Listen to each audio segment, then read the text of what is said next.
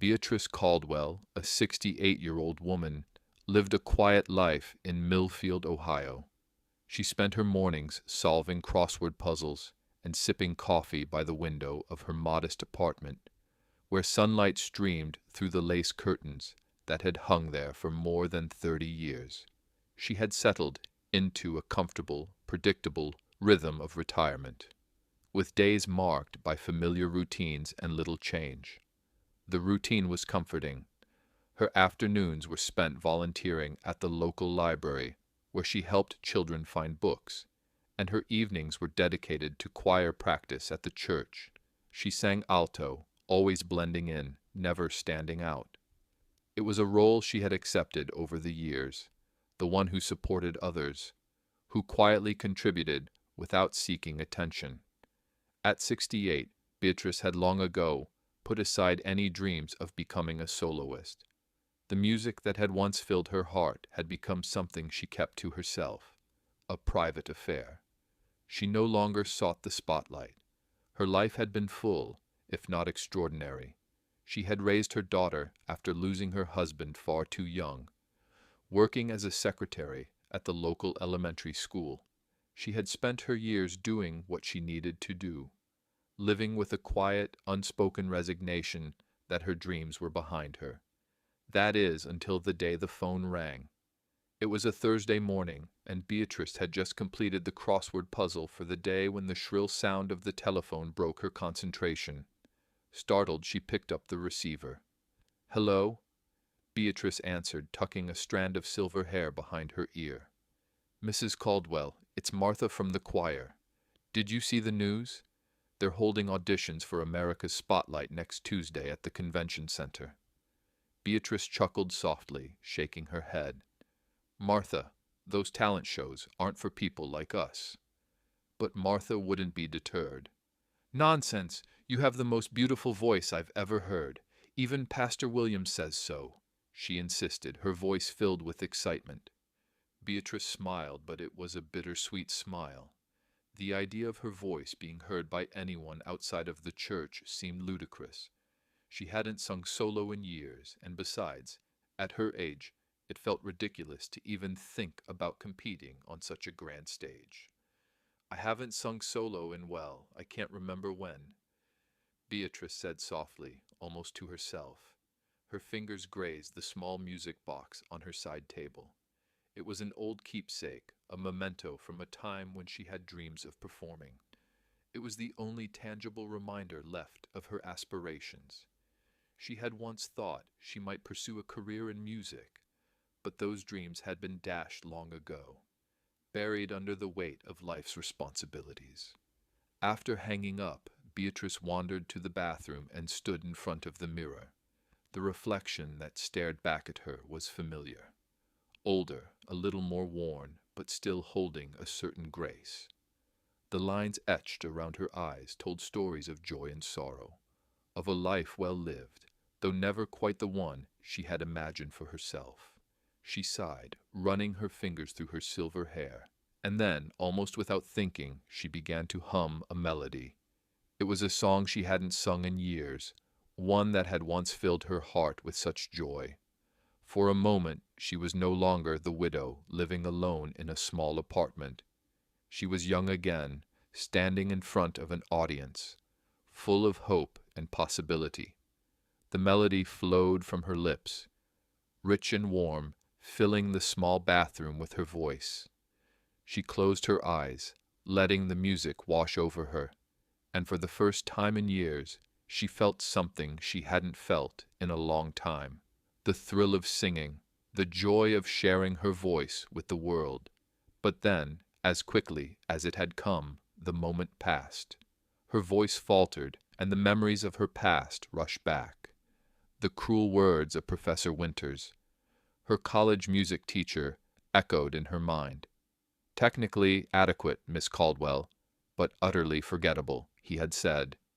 "You lack the spark that separates amateurs from artists."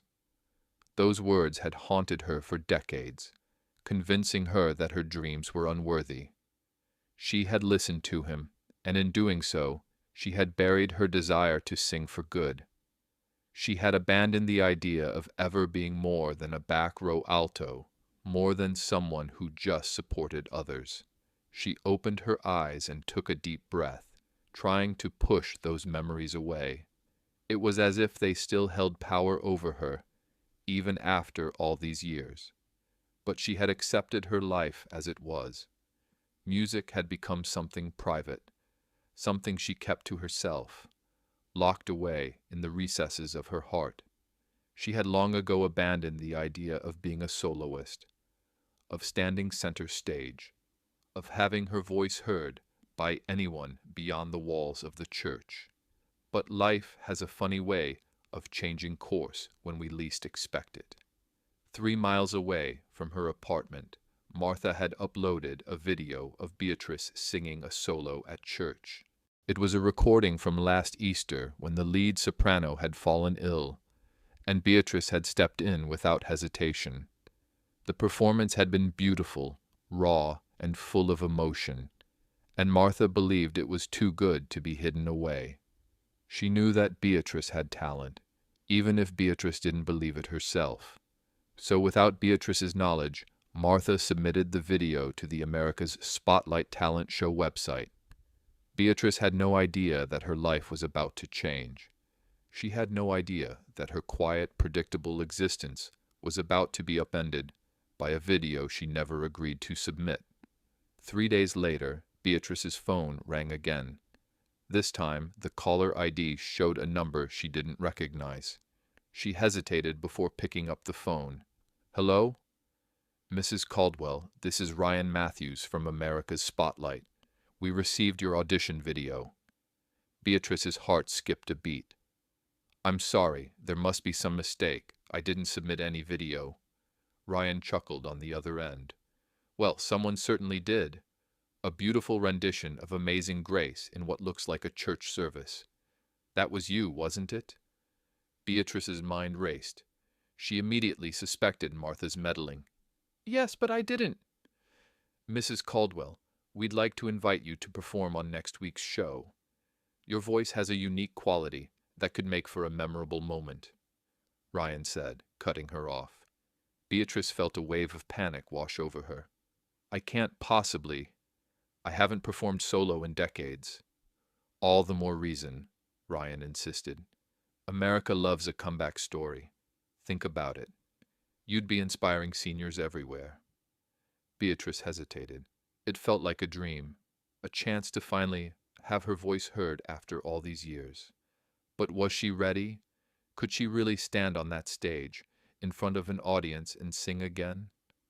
"I don't know," she said quietly. "We'll arrange everything for you. Transportation, hotel, accommodations. Just one song, Mrs. Caldwell. What do you say?" Beatrice was caught in a whirlwind of emotions. The idea of performing on national television terrified her, but something deep inside her told her this was an opportunity she couldn't pass up. Her whole life had been about being in the background, about supporting others, about fading into the shadows. But here was a chance to step into the light, to be seen, to finally share her voice with the world. Her daughter, Karen, had always been her biggest supporter. She had always told Beatrice to take chances, to pursue her dreams, no matter how late it seemed. Beatrice couldn't ignore the pull of that voice in her head, her daughter's words echoing in her mind. Life shrinks or expands in proportion to one's courage. It was time to be brave. After hanging up, Beatrice paced her living room, alternately thrilled and terrified. She dialed Karen's number, needing to hear her daughter's voice. Karen answered quickly, her voice full of excitement. "Mom, that's amazing," Karen exclaimed over the phone. At first, Beatrice doubted herself. "At my age, I'll look ridiculous," she said, but Karen wouldn't hear it. "You'll look brave," Karen countered. "Remember what you always told me. Life shrinks or expands in proportion to one's courage." Beatrice smiled softly, hearing her own words reflected back at her. She had spent so many years putting everyone else first, always holding back her own dreams. Was it finally her time to step forward, to embrace this chance, no matter the fear that came with it? Later that evening, Martha arrived at Beatrice's door, flowers in hand and a sheepish look on her face. "I should have asked your permission," she said, apologizing. "But I've heard you sing when you think no one's listening. The world deserves to hear that voice." Beatrice shook her head, but couldn't help the smile that tugged at her lips. "I called them back. I'm going to do it." Martha squealed, her excitement contagious. "You're going to be wonderful." What neither woman knew was that, in the America's Spotlight production office, Beatrice's file had already been marked with a red flag for a sympathetic elimination segment. The producers had planned to use her as a heartwarming story, knowing she'd likely be voted off for her lack of real talent. They had no idea what was coming. The next day, Beatrice found herself on a plane to the big city, her nerves on edge. She had no idea what to expect, but one thing was certain: her life was about to change forever. Beatrice Caldwell arrived at the studio, feeling the weight of her decision with every step. The large, imposing building loomed before her like a fortress, its glass walls reflecting the bright city lights as she approached the entrance. She gripped her purse tightly, feeling a little out of place among the sleek and polished surroundings. As she walked through the lobby, the hum of activity surrounded her: contestants warming up, production assistants scurrying about, and the constant shuffle of papers, equipment, and staff members. Her heart pounded in her chest. This was it. She had dreamed of being on stage, but never in a million years did she imagine it would happen like this at her age. She felt every inch of her 68 years, her body protesting the long hours of travel, the unfamiliar environment, and the overwhelming sense of being out of place. She clutched the small blue purse that had always been a constant companion, as if it could anchor her in this whirlwind of newness. "First time on television?" a young production assistant asked, barely looking up from her clipboard. "Is it that obvious?" Beatrice tried to smile, her voice betraying her nervousness. "Don't worry," the assistant said kindly, though she didn't really seem to mean it. "Most contestants are nervous. Hair and makeup are first, then vocal coaching, and then camera blocking." The young woman's words faded into the background as Beatrice's eyes wandered around the studio. It was all so surreal. Everywhere she looked, young performers with perfect skin were being touched up by makeup artists. Muscular dancers were stretching in the corners, while a teenage girl practiced guitar riffs in the hallway. Beatrice felt conspicuously out of place in her modest blue dress with flower embroidery, the same one she had worn to her granddaughter's baptism just last spring. She felt a pang of self-consciousness as she glanced at the mirror. It was a beautiful dress, but it was old, and it didn't quite match the polished, glossy environment around her. This wasn't her world. She wasn't a part of the showbiz glamour. She was just a woman from a small town, a mother, a widow. But here she was, about to take the stage for the first time in years. It wasn't supposed to happen this way. She was supposed to be in the back row, supporting others, as she always had. In the makeup room, Beatrice was greeted by a friendly makeup artist who assessed her face with a practiced eye. The artist didn't speak much, but her hands were gentle as she worked, applying makeup to highlight Beatrice's features without overdoing it. Beatrice barely recognized the woman in the mirror when the makeup artist was finished. Her silver blonde hair had been styled in soft waves, and her lips were painted a youthful pink. She looked beautiful. She blinked, unsure of the reflection staring back at her.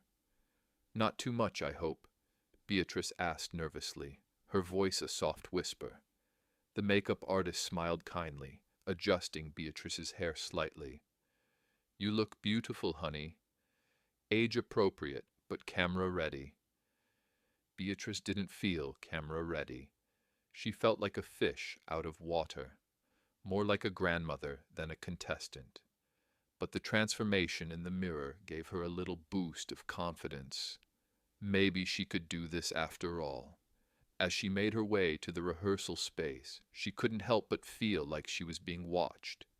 It was hard not to notice the cameras and the crew, all running around preparing for the show.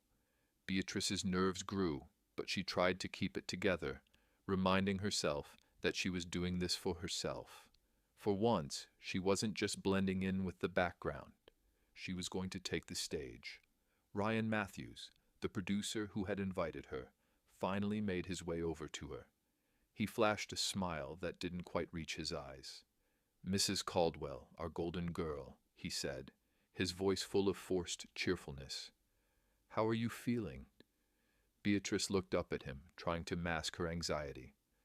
"A bit overwhelmed, to be honest," she admitted. "That's natural." Ryan patted her shoulder, offering words of reassurance. "Just remember, have fun with it. The audience loves authenticity." Beatrice nodded, though she didn't really believe him. Authenticity, she thought to herself. Is that what I am? Authentic? As Ryan walked away, Beatrice overheard him speaking to another producer. "Perfect for the sympathy segment," he said, the words piercing her like a knife. "The grandma everyone wishes they had." The words stung, but Beatrice didn't let them show. She had heard those types of comments before, but this time she was determined not to be anyone's joke. She wasn't here to be a token contestant, to be laughed at or patted on the head. She was here because she had a voice that had been silent for far too long. Backstage, Beatrice sat alone, feeling like an imposter in this world of shiny young performers. A young woman with purple hair and multiple piercings sat down beside her, offering a sympathetic smile. "I'm Zoe," the woman said, leaning in. "You're the church lady, right?" Beatrice nodded hesitantly. "Yes, I sing in the church choir." Zoe lowered her voice, glancing around before speaking. "Don't let Ryan fool you," she said. "I've worked here before. They always slot one older person for ratings. They'll use you for laughs or tears. It's all part of the show." The words stung, but Beatrice kept her composure. She had heard it all before. This wasn't the first time she had been underestimated. She had spent her life being written off by others, but she wasn't going to let it happen now, not this time. "I see," Beatrice said softly, her voice steady. "Well, I'm going to give them a performance they won't forget." Zoe gave her a wry smile. "Prove them all wrong, church lady," she said with a wink, before walking off. Beatrice took a deep breath. She had no idea what would happen next. The odds were against her, but she had something they didn't know about, something that no one could take away. Her experience, her voice, and her truth. As the evening wore on, final rehearsals continued under harsh lights. Beatrice sat alone in her dressing room, staring at the sheet music for her song At Last by Etta James. The notes seemed to blur together as she wondered if she was making a huge mistake. It wasn't too late to back out, was it? Just as doubt began to settle in, a knock came at the door. It was Karen, her daughter, who had driven 3 hours just to be there to support her. Beatrice's heart swelled with gratitude as Karen entered the room. "Mom, you look amazing," Karen said, enveloping her in a tight hug. Beatrice pulled away slightly, a hesitant smile on her face. "I feel like an imposter. The other contestants are so young, so talented." Karen sat down beside her, taking Beatrice's hands in her own. "Tell me what's really bothering you, Mom." Beatrice's eyes grew distant. "I keep hearing Professor Winter's voice in my head. It's been 50 years, but somehow, being here, it brings it all back." Karen's eyes softened. "Your college music teacher, the one who told you to quit?" Beatrice nodded, her voice trembling. "He said I'd never have what it takes. He said some people aren't meant for the spotlight. After that, I dropped my music major and switched to education. Karen squeezed her hands. And you believed him? She asked gently. Beatrice hesitated. I was 20. What did I know? Karen shook her head. And now look at you, Mom. You've always been so brave. This is your chance. Beatrice smiled faintly, wiping away a tear. She wasn't sure if she believed it, but the weight of those words, brave, chance, sank deep into her heart. Thanks, sweetie, Beatrice said softly. I'm not sure I'm brave enough, but maybe I'll find out tonight. Karen gave her an encouraging nod. You've always had the courage, Mom. Just go out there and be you. A production assistant entered the room, interrupting the moment. Mrs. Caldwell, 15 minutes to places. Beatrice closed her eyes, taking a deep breath. She was ready. Ready to prove the world wrong. Ready to step into the spotlight. No longer as the quiet woman who lived in the shadows, but as a woman who had something important to share.